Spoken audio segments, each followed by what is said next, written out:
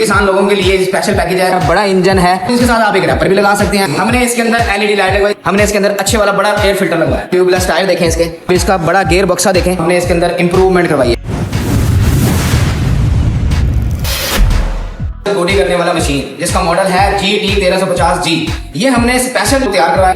इसका आप इंजन देख रहे हैं, बहुत ही अच्छी क्वालिटी का इंजन है, बड़ा इंजन है। टंकी देखें, 6 लीटर की पेट्रोल टंकी है, अमूमन इतनी बड़ी टंकी नहीं आती होती। और आप इसका बड़ा गियर बक्सा देखें, ये आप ट्यूबलेस टायर देखें, इसके 20 से 50 एकड़ तक इस्तेमाल कर सकते हैं। 5 फुट का एरिया जो है ये कवर करता है। एक 7 हार्स पावर में छोटा है हमने तैयार करवाया है, जो आपका 3 फुट का एरिया का गोडी करता है। हमने इसके अंदर एलईडी लाइट लगवाई ताकि जो किसान लोग हैं, आपको काम करते हैं, वो बआसानी अपना काम कर सके।